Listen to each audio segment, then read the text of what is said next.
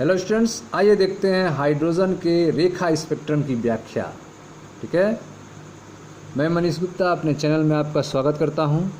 आइए स्टार्ट करते हैं हाइड्रोजन के रेखा स्पेक्ट्रम की व्याख्या के बारे में। ध्यान से समझिएगा। बोर के मॉडल का उपयोग करके हाइड्रोजन परमाणु के रेखा स्पेक्ट्रम की व्याख्या मात्रात्मक रूप में की जा सकती है। ठीक है, बोर का मॉडल जो आपको पीछे समझाया गया, उसका उपयोग करके हाइड्रोजन परमाणु के रेखा स्पेक्ट्रम की व्याख्या मात्रात्मक रूप से की जा सकती है। बोर के अभिगृहित सेकंड के अनुसार निम्न से उच्च मुख्य क्वांटम संख्या की कक्षा में गमन करने पर, ठीक है, निम्न ऊर्जा स्तर से उच्च ऊर्जा स्तर की कक्षा में गमन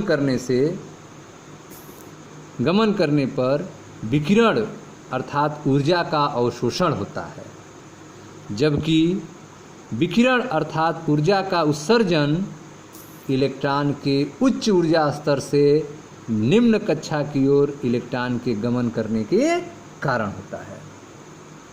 ठीक है, तो आप देख रहे हैं कि बोर के अनुसार ऊर्जा का अवशोषण तब होता है जब इलेक्ट्रॉन निम्न ऊर्जा स्तर से उच्च ऊर्जा स्तर में पहुंचता है, और ऊर्जा का उत्सर्जन तब होता है जब इलेक्ट्रॉन उच्च ऊर्जा स्तर से निम्न ऊर्जा स्तर में गमन करता है। ठीक है, बोर के मॉडल का उपयोग करके हाइड्रोजन परमाणु के रेखा स्पेक्ट्रम की व्याख्या मात्रात्मक रूप से की जा सकती है। बोर के अभिगृहित सेकंड के अनुसार निम्न से उच्च मुख्य क्वांटम संख्या की कक्षा में गमन करने पर विकिरण अर्थात ऊर्जा का अवशोषण होता है, जबकि विकिरण अर्थात ऊर्जा का उत्सर्जन इलेक्ट्रॉन के उच्च से निम्न कक्षा की ओर इलेक्ट्रॉन का गमन करने पर होता है। दो कक्षाओं के बीच के ऊर्जा के अंतर को निम्न समीकरण द्वारा दिया जा सकता है। डेल्टा ई बराबर ई फाइनल माइनस ई इनिशियल। ठीक है, दो कक्षाओं के बीच ऊर्जा के अंतर को निम्न समीकरण से दे सकते हैं। डेल्टा ई बराबर ई फाइनल माइनस ई इनिशियल। समीकरण 13 और समीकरण 16 को जोड़ने पर, ठीक है, समीकरण 13 में आप सूत्र पढ़े हैं ई एन बराबर minus R H 1/n square. ठीक है, तो यहाँ पे एन फाइनल है और इनिशियल है, तो डेल्टा ई बराबर माइनस आर एच बटे एन एफ स्क्वायर माइनस, ठीक है, यह minus in bracket minus R H बटे एन आई स्क्वायर। फाइनल कक्षा, इनिशियल कक्षा, प्रारंभिक कक्षा। ठीक है, तो दो कक्षाओं के बीच में ऊर्जा का अंतर डेल्टा ई बराबर माइनस आर एच बटे N F square minus R H बटे एन आई स्क्वायर, जहाँ एन आई तथा एन एफ क्रमशः आरंभिक और अंतिम कक्षा को प्रदर्शित करते हैं। ठीक है, डेल्टा ई बराबर आर एच कॉमन हो गया, 1/ni square minus 1/nf square. ठीक है, आपको समीकरण मिला दो कक्षाओं के बीच के ऊर्जा अंतर डेल्टा ई बराबर R H 1/ni square minus 1/nf square. R H का मान रखें तो डेल्टा ई बराबर 2.18 × 10⁻18 joule in bracket 1/ni square minus 1/nf square. ठीक है, समीकरण 18 का उपयोग करके फोटॉन के अवशोषण तथा उत्सर्जन से संबंधित आवृत्ति का मूल्यांकन किया जा सकता है। ठीक है, तो अगर आवृत्ति का मूल्यांकन करना हो तो कैसे करेंगे? आप जानते हैं कि E बराबर एच न्यू होता है, एनर्जी में अंतर होगा, डेल्टा ई बराबर एच न्यू होगा, तो न्यू बराबर डेल्टा ई बटे एच होगा। आवृत्ति न्यू बराबर डेल्टा ई बटे एच होगा।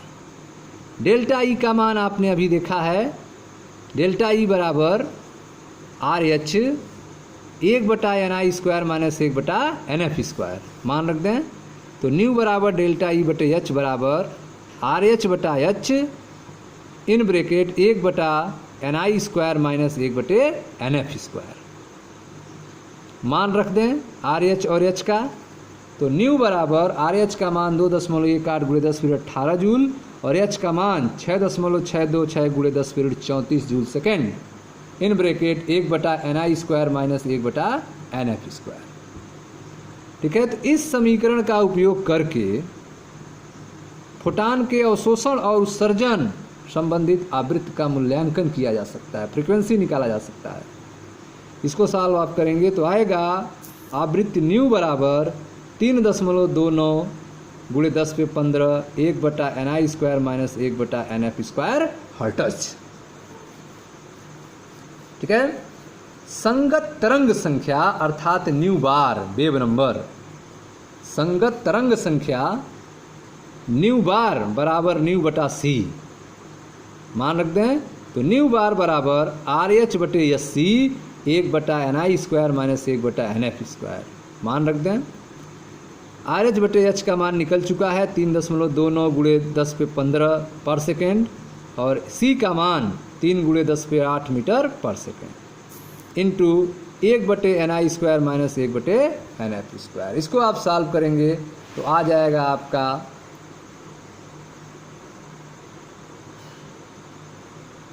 तरंग संख्या न्यू बार बराबर 1.09677 × 10⁻7 1/ni² माइनस 1/nf² पर मीटर। ठीक है, तो यह हो गया आपका वेव नंबर का सूत्र, तरंग संख्या का सूत्र 1.09677 × 10⁻7 1/ni² माइनस 1/nf² पर मीटर। अवशोषण स्पेक्ट्रम में n final greater than n initial. ठीक है, जो अंतिम कक्षा है वह अधिक होती है प्रारंभिक कक्षा की तुलना में। अवशोषण स्पेक्ट्रम में n final greater than n initial और कोष्टक में दी गई मात्राएं धनात्मक होती हैं तथा ऊर्जा का अवशोषण होता है, जबकि दूसरी ओर उत्सर्जन स्पेक्ट्रम में n initial greater than n final होता है और डेल्टा ई ऋणात्मक होता है और ऊर्जा मुक्त होती है। ठीक है, तो अवशोषण स्पेक्ट्रम में n final greater than n initial और कोष्टक में दी गई मात्राएं धनात्मक होती हैं तथा ऊर्जा अवशोषण होता है, जबकि उत्सर्जन स्पेक्ट्रम में n initial greater than n final होता है, डेल्टा ई ऋणात्मक होता है तथा ऊर्जा मुक्त होती है। समीकरण 17। ठीक है, डेल्टा ई बराबर RH 1/ni² माइनस 1/nf²। रीडबर्ग समीकरण 2.9 के जैसा है, जिसे उस समय पर उपलब्ध प्रायोगिक आंकड़ों द्वारा प्राप्त किया गया था।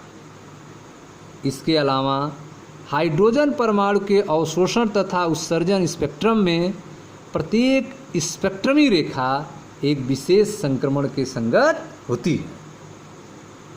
कई हाइड्रोजन परमाणुओं के स्पेक्ट्रमी अध्ययन में कई संभव संक्रमण देखे जा सकते हैं और उनसे कई स्पेक्ट्रमी रेखाएं प्राप्त होती हैं। किसी स्पेक्ट्रमी रेखा की तीव्रता इस बात पर निर्भर करती है कि एक समान तरंग दैर्घ्य या आवृत्ति वाले कितने फोटान अवशोषित या उत्सर्जित होते हैं। ठीक है, तो आप देख रहे हैं किसी स्पेक्ट्रमी रेखा की तीव्रता इस बात पर निर्भर करती है कि एक समान तरंग दैर्घ्य या आवृत्ति वाले कितने फोटान अवशोषित या उत्सर्जित होते हैं, उसी पर स्पेक्ट्रमी रेखा की तीव्रता निर्धारित की जाती है। ठीक है स्टूडेंट्स, तो यह था हाइड्रोजन के रेखा स्पेक्ट्रम की व्याख्या के बारे में। मिलते हैं नेक्स्ट वीडियो में, जहां पर बोर मॉडल के दोष के बारे में पढ़ा जाएगा। Thank you.